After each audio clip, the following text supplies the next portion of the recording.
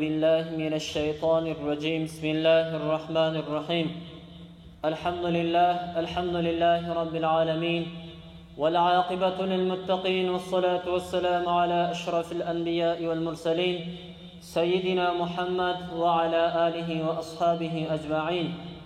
Allah subhanahu wa ta'alaga çeksiz şükürler, hamdü sanalar bolsun. Bol diniga rahmat üçün kelgen, peygamberlardan uluğu olgan, adam zattın asılı, süyüktü Peygamber sallallahu aleyhi ve sellem'ge salam salavatlar bolsun. Bugünkü gün Sayyidul Eyyam, kündördün ulusu bolgan, kolunda çok beçeralardan kiçik hacı bolgan cuma günü üzermenen marek bolsun. Allah subhanahu wa ta'ala uşul kunga çeyinge kılıngan jal pele jakşı işlerinizlerde kılıngan ibadatlarınızlarda Allah'ım hiç bir kemçildiksiz jaratkan kabul kılgan bolsun.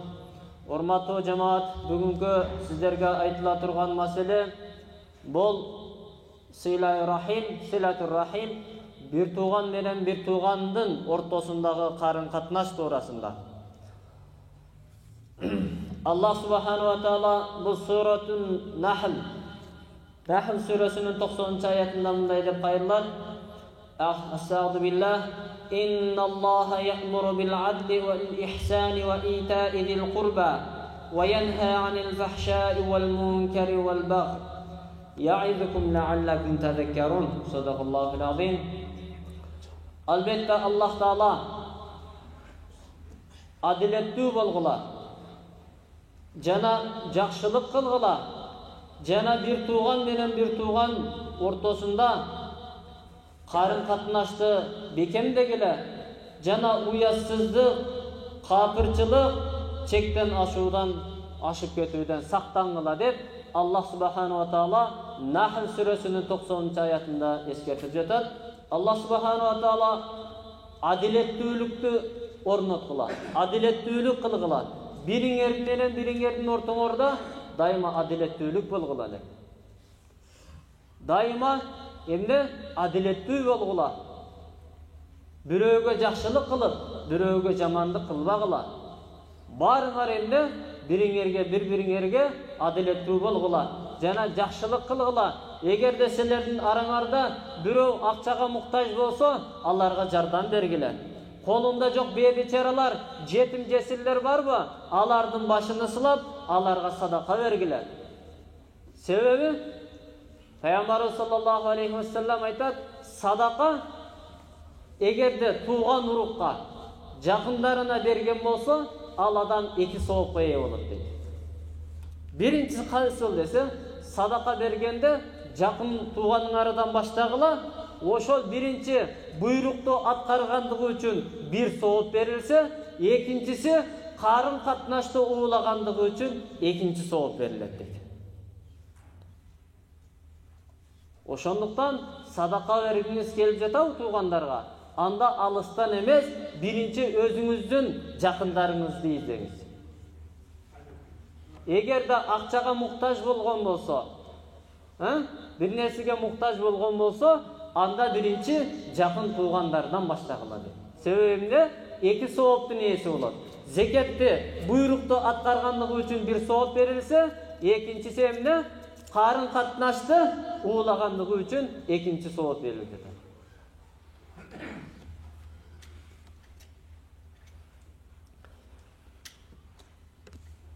An Abi Hureyre radıyallahu anhu enne Resulullah sallallahu aleyhi ve sellem Abu Hureyre radıyallahu anhu Allah razı olsun bu kişiden bu Peygamber sallallahu aleyhi ve sellem'den rivayet kılıp aytýar. Qala Resulullah sallallahu aleyhi ve sellem men kana yu'minu billahi vel yevmil ahir felyukrim dayfahu ve men kana yu'minu billahi vel yevmil ahir felyasil rahimahu ve men kana yu'minu billahi vel yevmil ahir felyaqul hayran aw liyasmut. Peygamber sallallahu aleyhi ve sellem aytdı, kim iman keltirgen bolsa, ahiret gününe iman keltirgen bolsa, anda konuktu urmattasın deydi. Kim iman keltirgen bolsa Allah Taalaga, andan kiyin ahiret günüge işenip iman keltirgen bolsa, anda emne konoktu urmattasın deydi. Urmat konak geldi uyga, ağa urmat körsetip, sıyır urmat körsetip, bar nersеңizdi beriniz. Kolunuzdan emne kelse, kolunuzda kanday nerse bar bolsun, aldığını oşul dasturxonga çıkıp koyunuz. Bul emne Peygamberimiz sallallahu aleyhi ve sellem aytты, uyga konak geldi ve urmattasın deydi. Sebebi İbrahim Peygamber emne üçün İbrahim Halilullah, Allah'ın dostu degen atqa kondu. İbrahim Halilullah, İbrahim Peygamberden soraşkanda men 3 nerseni bekem karmadım. Oşun üçün meni Allah'ın dostu dep ataştı deydi. Birincisi, Allah Taala emneni buyurgan bolsa, oşonu menen alek boldum deydi. İş kılsam dağı birinci Allah Taala'nın buyruğunu atkarıp, andan keyin başka işlerimde atkardım deydi. Birinci orunda Allah'ın buyruğunu koydum deydi. Ekincisi, Allah Taala özü kepil bolgan nersege, moynuna algan nersege men hiç kanday köngül burgan jokmun. Bu kaysı? Allah Subhanahu wa Taala men ırıskı berem, tamak açtım men berem de moynuga alıp jatабы, oşol nersege men kaydigen karagan jokmун deydi. Özüm Allah Taalaga ibadat kılıp, al jönünde problema kılbadım deydi. Üçüncüsü, erteң menenki tamak bolağı, түшкү tamak bolağı, keçki tamak bolağı bir de mıyman jok ötkörgön jokmун deydi. Keçki tamakты jesem da bir mıyman menen jedim, konok kütüp oşonu menen jedim. Түшкү tamak bolsa dagı, keçki tamak bolsa dagı emne mıyman menen ötkörgün deydi. Oşon üçün Allah Taala meni Halilullah, Allah'ın dostu dep ataştı. Kimde kim ahiret Allah Taala'ga iman keltirgen bolsa, ahiret gününe iman keltirgen bolsa, anda bir tuğan menen bolgan karın katnaşты ulasın deydi. Ahiret gününe işenebe, Allah Taala'ga işenebe, anda bir tuğan menen bolgan karın katnaşты ulasın deydi. Kimde kim ahiret günü Allah Taala'ga iman keltirip, ahiret gününe iman keltirip, Allah Taala'ga işenip, ahiret gününe işengen bolsa, anda jakşı söz aytсын. Eger de jakşı söz aytуу kolundan kelbeybi, anda jim otursun deydi. Köp süyleyim de bürödün köngülünü oğrutup albaňyz deydi. Sebebi bu bizdin kızıl tilimiz jumşak. Birok süylese süyley berебиz. Bunu tыя albayбыз. Tıyış kıyın. Oşanlıktan büröge süylesöň jakşı söz süyle. Jakşı söz süyley albaysın mı? Anda jim otur deydi. Eger de büröge süyleyim dep, tamaşalayım dep bürödün köngülünü oğrutup albaňyz. Sebebi bürödü tamaşalayım dep, anın jürögünü oğrutsaňyz, al jürök oňoluşy kıyın. Sebebi bir bıçak menen bir deneni kesseňiz, bir gün kelip al dene bütöt, ayıgat. Birok til menen kesken jer ayıkpayt. Til menen kesken jer ayıkpayt. Oşonduktan uşul tildi saktaylı.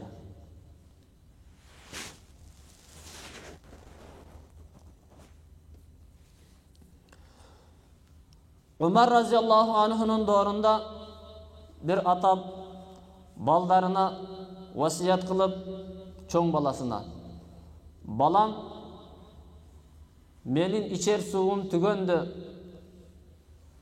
uşul kiçine inine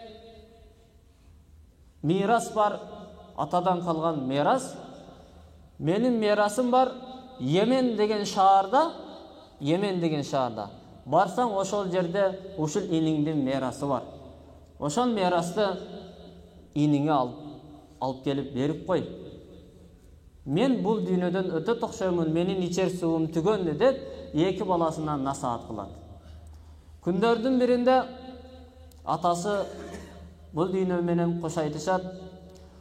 Atasının vasiyatını atkarış üçün инисini эрчитип алып, бул Мадина шаарынан кесип өтүш керек экен Йеменге. Төсү менен бара жатып, эс алайлы деп бир курма дарак бактын жанына токтошот, эс алганы. Төсү жулкунуп, жибини үзүп, жанагы курма дарак бакка кирип кетет. Ошол курма дарактын ээси бир аксакал болот. Жанагы төө кирип, дубалды бузуп, жанагы немелерди, курмаларды сындырып жеп жүргөн болот да. Жанагы бактын ээси чыгып аксакал ташты алып, төөнү урса, төөнүн башына тийип, төө өлүп калат. Атадан калган 2 жетим бала жанагы төөнүн өлүп калганын көрүп, ичи атышып, ташты алып, жанагы аксакалга карап урат. Аксакалдын башына тийип, жана аксакалды өлүп калат. Ошол аксакалдын балдары курма бактын ичинен чыгып, жанагы 2 жетим баланы алып, Умар разияллаху анхунун жанына алып келет. Жанагы 2 жетим бала болгон окуяны айтат. Бир жануарды деп, бул 2 бала менин атамды өлтүрдү дейт. Бул шарият боюнча касас, канга кан өлтүрүш керек дейт да. Аксакалдын балдары. Жанагы бала Умар разияллаху анху айтат, бул шарият боюнча бир адамды өлтүрдүңбү, анда өлтүрүш керек. Бул касас дегенде жанагы жетим баланын чоңу, мен бул кылмышты кылып койдум, бирок мен мунун жазасынан качпаймын. Менин атам өлүп баратып, мага васият кылды эле. Бул Йеменде мен бул инимдин немеси бар эле, мерасы, ошону алып келип берейин, андан кийин мени жазаласаңыз, жазалаңыз деди. Мен бул кылмыштан качпайм деди. Эгерде сен качып кетсең, биз сени каяктан табабыз деди.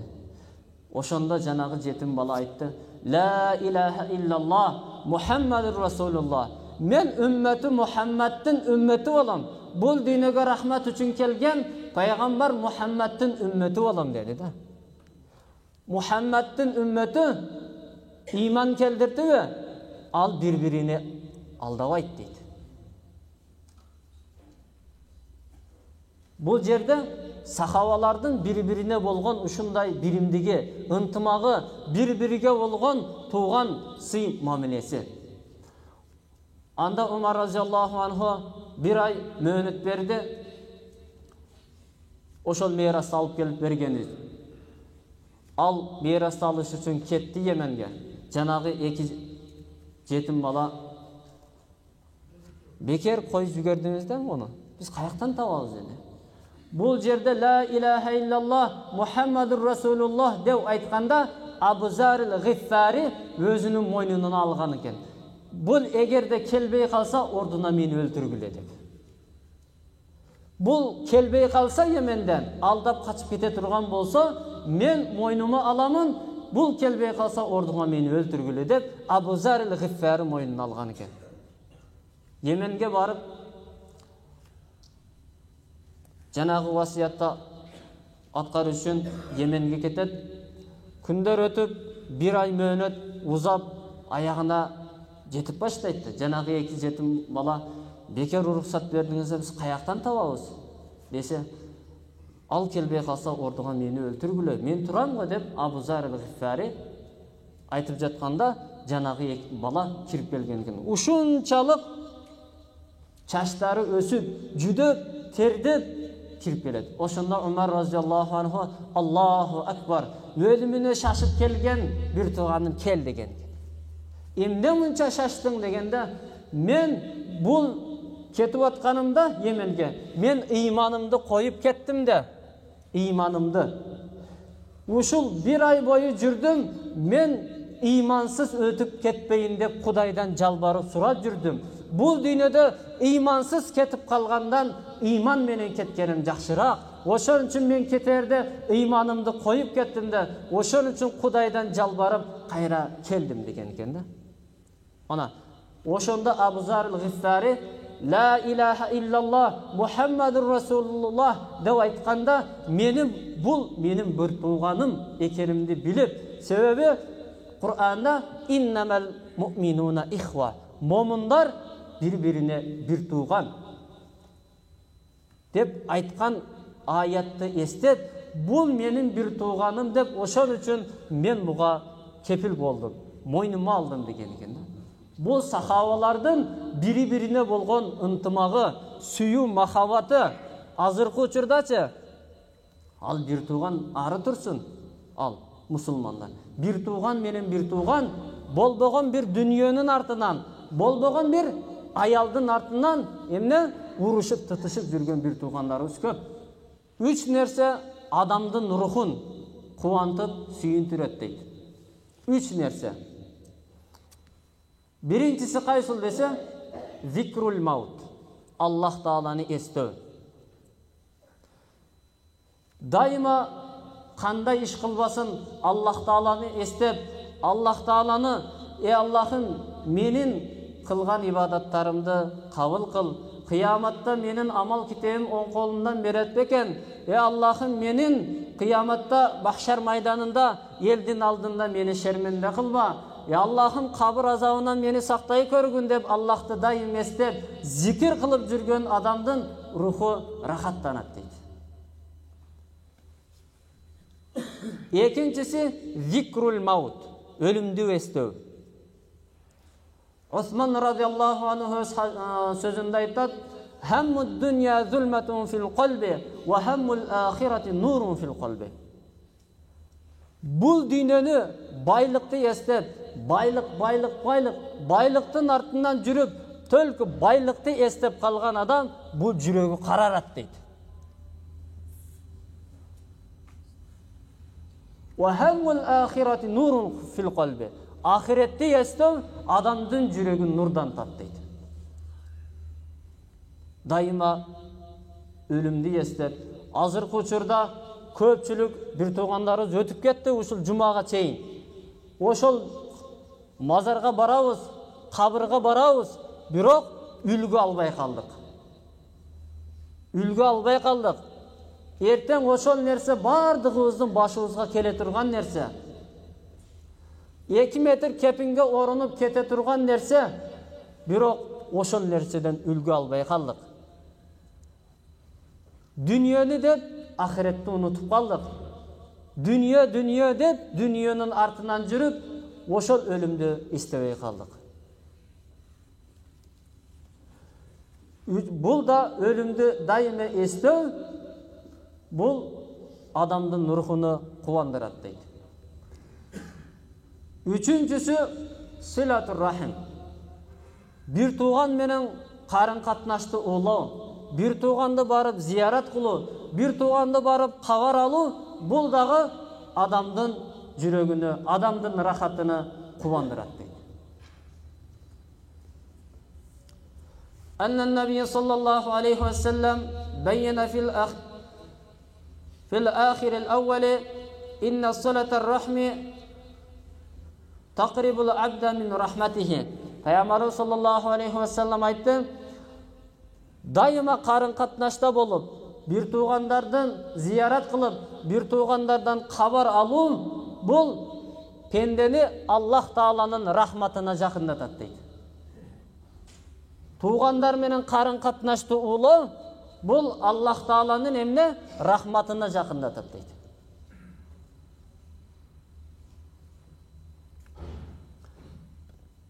وَتُبَاعِدُهُ مِنَ النَّارِ. Андан кийин дозоктон алыстатат дейт. Дайыма бир туугандардын карын катнаштык улоо Аллах Тааланын рахматына жакындатып, дозоктон алыстатат дейт. Ошондуктан кимдин бир туугандары азыр тирүү болгон болсо, азыртан же болбосо бир тууганын капа кылган болсо, барып кечирим сурайлы. Ошол мисалы чоң кичик болсок, чоңду капа кылган болсок, барып кечирим сурап, анын карын катнаштуу улап, алар менен болгон биримдикти бекемдейли. Себеби Пайгамбарыбыз ким эгерде карын катнаштуу ула турган болсо, Аллахтын рахматына жеткирет, дозоктон алыс кылат деп Пайгамбарыбыз саллаллаху алейхи ва салламдын өз хадисинде айтып атат. Bir padişah özünün mamleketini korgoş üçün baldarını, askerlerini uruşka jiberет.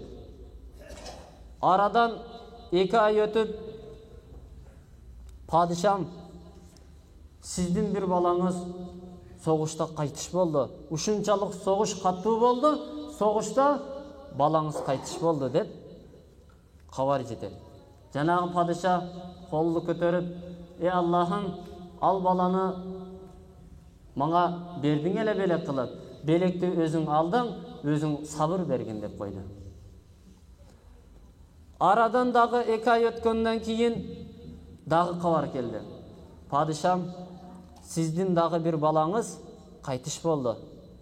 Degende kolunu көтөрүp, Allah'ım, mağa balamdı belek kılıp berdin ele, al belekti özün aldın, özün mağa sabır bergin dedi. Ошентип 6 ay soğuş boldu deydi. 6 aydan keyin dağı kabar keldi. Padişam, sizdin bir tuğanыңыз soğuşta kaytış boldu. Degende 2 balasının ajıragan padişah, közüne jaş albagan padişah ordundan turup başını dualga urup ыйлаган экен. Oşunda janındagılar soragan eken, padişam, siz 2 balаңыздан ajıradыңыз, бирок мынчалык ыйлаган эмессиз, мунун себеби эмнеде дегенде. Бул менин bir туğanım, ата-энемден калган мурас. Бул bir туğanымды мага төрөп бере турган энем жок. Апам жок. Бул менин bir туğanым эле, ата-энемден калган мурас эле. Менин ушул ар бир төккөн жашым силерге ибрат болсун dedi да.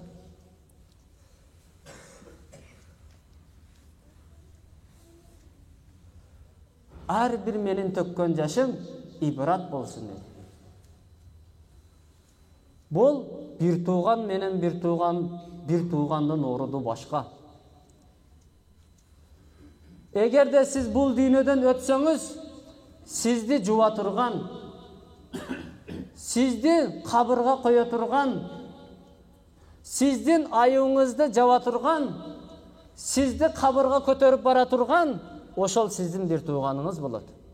Qala an-nabiy sallallahu aleyhi ve sellem en ta'budallaha ve la tushriku bihi şey'a ve taqimus-salata ve tu'tiyez-zakata ve tasiler-rahim. Peygamber sallallahu aleyhi ve sellem aytты: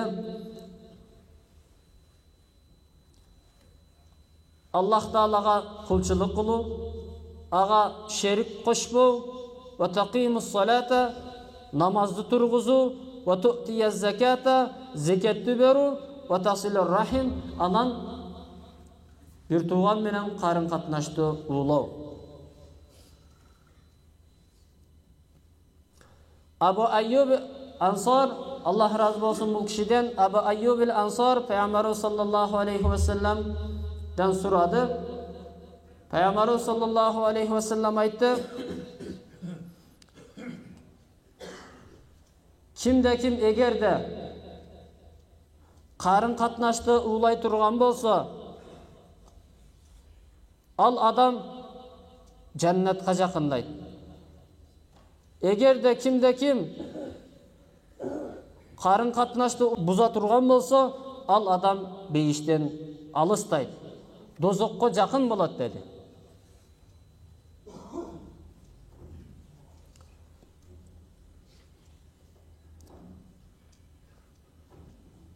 Bişkek şahrında Zakariya degen meçitte peşin namazını okugandan keyin dua kılıp bütsök bir tuğanımız bakırı ilaç verdi. Andan keyin barıp suradık, ne oldu desem, oşton men özüm boşton bolam. bir tuğan karındaşım var edi, Oşto жашайт. Бирок көп жылдан бeri мага çalat, бирок бара албайт элем дейт. Мага телефон çalat, үнүнү угам, бирок 4-5 жылдан бeri көрө элекмин dedi. Бирок ошол карындашым бүгүн дүйнөдөн өттү дейт. Ошого аттын кылып, арман кылып ыйлап атам. Ошол 5 жыл бою телефонда çaldı, жооп бердим, үнүнү угуп жүрдүм, бирок бара албадым деп ыйлап атат. Ошон үчүн аттың ушул 5 жыл бою çaldı, барбадым деп арман кылып атат. Ошон үчүн ыйлап атам деди да. 5 жыл бою çaldı, ага келиңиз, сизди көргүм келди, келиңизчи бир жүзүңүздү көрөйүн деп çalатты, бирок мен бара албайттым дейт. Ошол 5 жылдан бери барбайт экен, ошого арман кылып ыйлап атам дейт. Эгерде азыр бир туугандарыңыздар тирүү болсо, ошол бир туугандар менен барып карын катнашты улаңыздар. Азыркы учурда дүйнөдө деп бир туугандан алыс болгон туугандар көп. Бир аялды деп тууган урукту ата-энени таштагандар көп. Эгерде бул дүйнөдөн өтүп кеткен болсо, колуңузду көзүңүзгө тыгып ыйласаңыз дагы бол бир тыйын. Ал бир тууган кайра кайтып келбейт. Ал эмне? Ата-энеден калган мурас эле. Ата-энеден ол бир тууганды төрөй турган эне да жок. Бир тууган өтсө болду. Ата-энеден ордун баса турган, ата-энеден калган мурас жок. Ата-эне тирүү кезинде келип, ата-эненин себеби менен бир туугандар чогулабыз. Туурабы? Ата-эненин бар кезиде ата-эненин себеби менен бир туугандар, карындаштар бири-бири менен келип, ошол жерде көрөбүз. Эгерде ата-эне болбосо, чогулуш кыйын экен. Бири-бирибизди көрүш кыйын экен бир туугандар. Себеби азыркы учурда кичине нерсенин айынан мен бир тууганымдын үйүнө барсам, келинчеги мени жакшы карабады. Келинчеги жакшы карабады, тамак аш койбоду.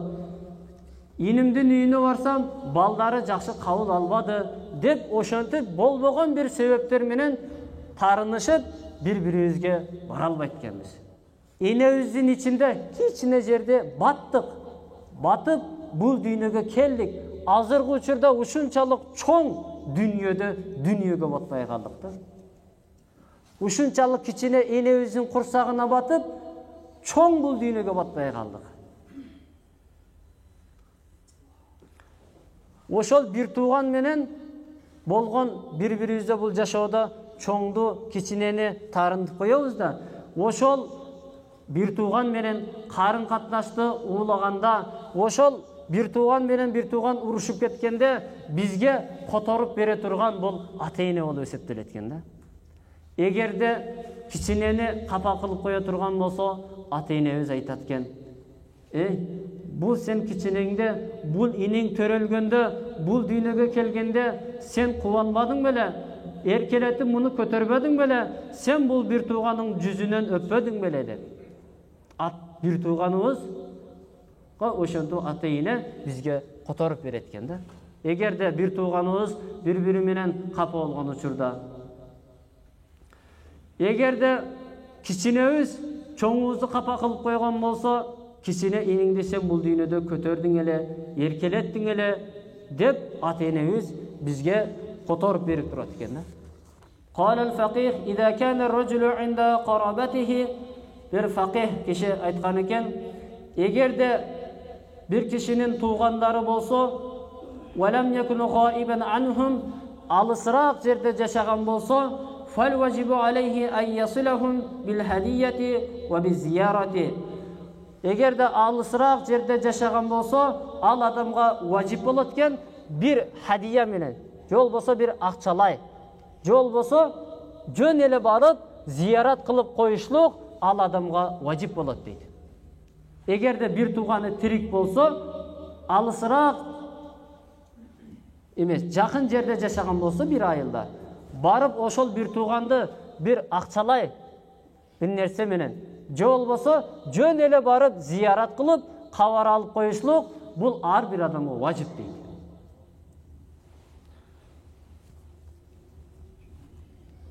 Эгерде акчалай менен бир мал алып барып, же болбосо акчалай бир нерсе менен барып зиярат кылуу колунан келбейби, анда жөн эле барып кабар алып зиярат кылып койсун дейт. Эгерде алыс жакта жашайт, же болбосо Таластабы, Нарындабы, же болбосо Баткендеби, алысыраак жерде жашай турган болсо, анда кат менен жазып ден соолугун сурасын дейт. Азыркы учурда кат эмес, телефон, туурабы? Алысыраак жерде жашаган болсо, ал бир тууганыга телефон аркылуу телефон чалып, акыбалыны сурап койсун дейт. Кала Анас ибн Малик радияллаху анху ثلاثة نفر في ظل عرش الرحمن يوم القيامة. Анас ибн Малик, Аллах разы болсын, бул кишиден кыяматта махшарда көлөкө жок учурунда 3 адам ошол арштын көлөкөсүндө турат дейт. Арштын көлөкөсүндө турат дейт. Биринчиси кайсыл десе, бир тууган менен болгон карын катнашты уулаган адам. Бул дүйнөдө дайыма өмүрүнү бир туугандардын кабар алып, зиярат кылып, туугандарынан кабар алып турган болсо, кыяматта ошол адам арштын көлөкөсүндө турат дейт. Экинчиси арштын көлөкөсүндө турат дейт. Бул эгерде күйөөбү өлүп калган болсо, балагатка жетпестен артында жетим балдары калган болсо, ошол жетим балдарды ата ордунда ата болуп, эне ордунда эне болуп, балагатка жеткирип, бойго жеткирген болсо, ошол аял да кыяматта аштын көлөкөсүндө болот дейт. Үчүнчүсү, бир адамга Аллах Таала байлык берип, ошол байлыгыны жакшы жакка короткон болсо, бир жетим жесирдиге берген болсо, кайыр садака чыгарып турган болсо, бир бечараларга жардам берген болсо, кыяматта ошол адам дагы кыяматта аштын көлөкөсүндө болот дейт. Ушул ар бир айтылган аят хадистерге жалпыбызга амал кылуучулардан кылган болсун. Дайыма ушул жалпыбыз бир тууган менен бир туугандын ортосунда карын катнашты улап, дайыма биримдиктүү болот. Бир тууган менен бир туугандын ортосунда карын катнашты улоону жалпыбызга насип кылган болсун. Ва ахиру дa'wana алхамдулиллахи.